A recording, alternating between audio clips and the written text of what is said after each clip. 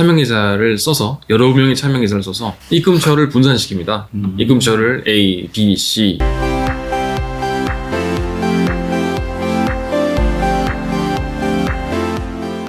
문제를 남겨주시면 답은 저희가 찾겠습니다. 저희가 지난 시간에 신고 포상금 제도 해가지고선 차명계좌 쓰는 계좌를 신고해라 라고 한 게 아니고 이런 제도가 있기 때문에 우리 사업주분들 조심하셔라. 보는 눈이 많다. 네, 조심하시라. 그렇죠. 그 영상 꼭 참고로 하시고요. 자, 그렇다 그러면 국세청이 그런 세파라치나 이런 신고만 기다린 게 아니고 나름의 시스템을 갖춰서 한다는데 오늘 그 내용 한번 찍어보도록 하겠습니다. 자, 국세청은 차명계좌 조사 어떻게 하고 있을까요? 국세청은 이제 정보를 다양히 수집할 수 있어요. 여러 가지 분석 툴이 많고, 그다음 정보가 워낙 많고, 전산이 워낙 잘 되어 있는 조직입니다. 그래서 아까 우리가 좀 전에 말씀드린 그 제보, 가장 이제 주요한 또 요소일 거고, 그 다음에는 이제 분석을 또 하죠. 우리가 흔히 알고 있는 그 금융정보분석원, FIU에서는 입출금 내역들을 수시로 분석해서 국세청에 내려주게 돼 있어요.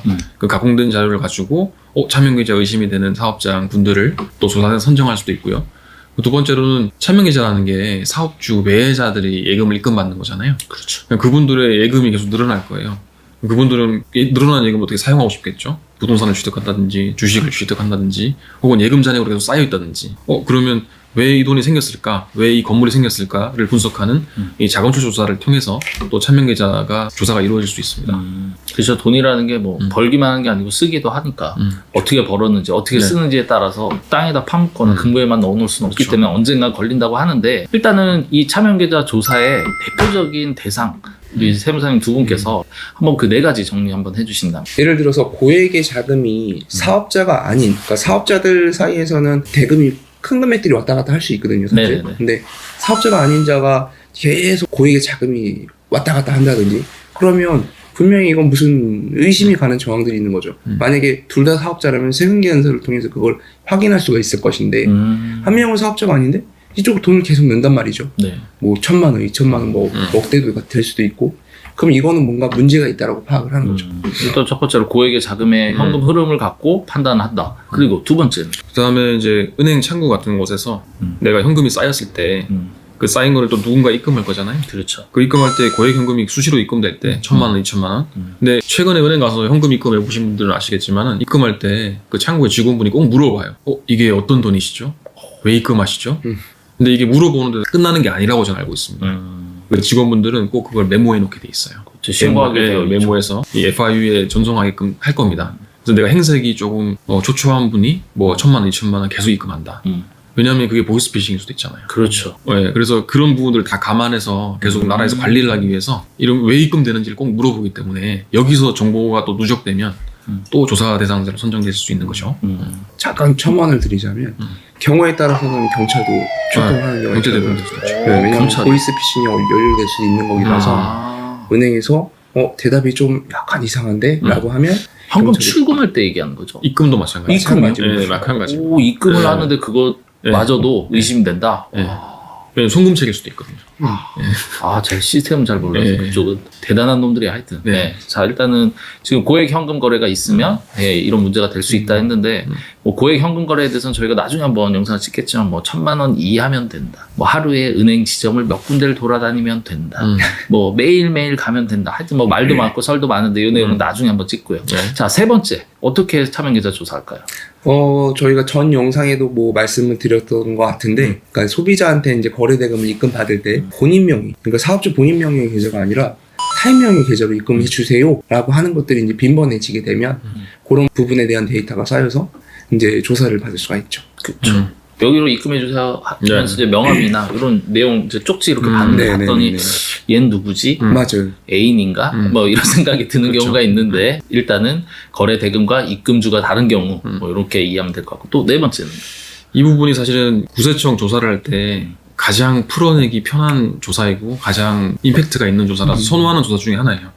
국세청 입장에서 네. 그럼 소비자 저도 입장에서는 최악이네요. 최악이죠. 저도 조사할 때 이 조사가 배정이 되면 꽤나 신경 써서 조사했습니다. 자, 네. 어떤 내용인지 들어보시죠. 그리고 소득이 없는 자녀가 이제 고액의 부동산을 취득했어요. 이게 왜 취득했지라고 따라가 보니까 부모님의 차명 계좌가 자금 원천인 경우입니다. 이런 경우에는 그 자녀한테는 증여세를 과세하고 부모님한테는 차명 계좌에 따른 소득세, 부가세를 추가 과세해서 현금과 대료까지 부과하는 이게 사이즈가 꽤나 큰 조사로 번질 수가 있어요. 근데 또 포착도 잘 될 거예요.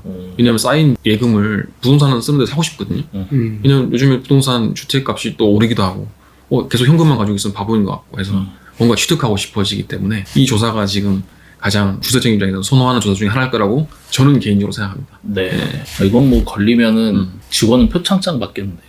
걸리는 게 많아. 자, 일단은 오늘 참여기자 조사에 대해서 얘기를 했는데 이제 빨리 본론으로 이제 본론이 남았습니다. 어떤 내용이냐면 이거 느낌은 알겠는데 잘 안 오신 분들을 위해서 사례를 두 가지 준비했으니까 한번 하나씩 들어보시죠. 가장 일반적인 조사의 경우가 될 텐데요. 예를 들어서 부모님이 그 사업체를 운영하고 계시죠. 뭐 법인도 좋고 개인도 좋고 운영을 하고 있는데 매출이나 수익 금액에 대한 입금을 소득이 없는 자녀에게 그쪽으로 입금이 되는 거죠.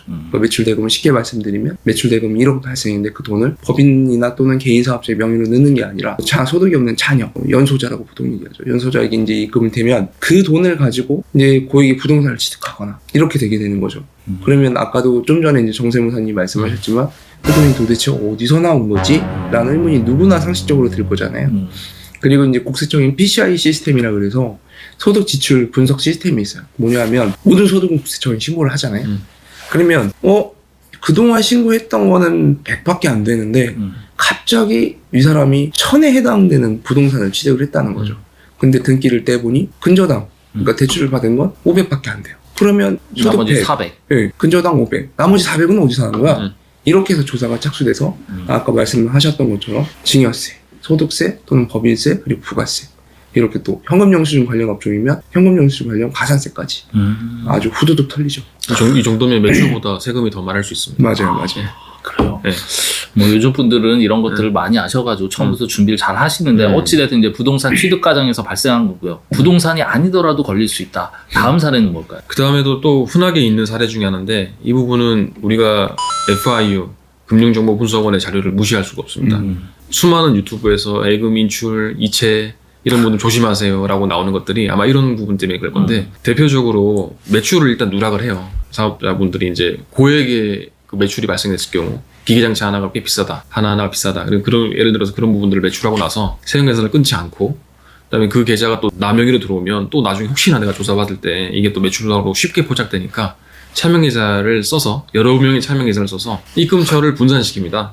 입금처를 A, B, C라는 뭐 직원일 수도 있고 배우자분일 수도 있고 또 자녀분일 수도 있고 입금처를 분산시켜서 입금 받은 후에 그 돈들을 또 쫙 빼서 본인 계좌 혹은 현금으로 인출하는 그 과정이 필요할 거예요. 차명계좌를 쓰시면 그때 이제 왜 이렇게 수시로 이체가 많지? 이런 그 왜 정상적이지 않은 거래들이 발생하는 것 같지? 이 사람들은 사업자도 아닌데 FIU에는 구세청에서 파견된 직원들도 있기 때문에 사업 이력 이런 부분을 조회했을 때 사업자 등록 이력이 없는 자가 고액의 현금 인출 이체를 자주 한다. 그러면 누군가가 또 원래 매출자가 있을 것이다라는 걸 추정해서 따라가다 보면 이 차명계좌 추적이 용이할 수도 있어요. 그러니까 이게 직원이 월급을 받아야지 직원이 사장한테 돈을 계속 보내네. 그렇죠, 그렇죠. 뭐 이런 느낌인데, 네. 이분은 한 번 더 꼬았다가 이제 걸리신 것 같은데, 일단 현금 거래도 주의해야 된다 이렇게 했는데, 일단은 저희가 앞으로 차명계좌에 대한 어떤 대응 방법이나 이런 쪽에서 더 구체적으로 설명을 드리고요. 오늘 차명계좌 이제 조사 국세청은 이렇게 한다 이런 내용 정리했고요.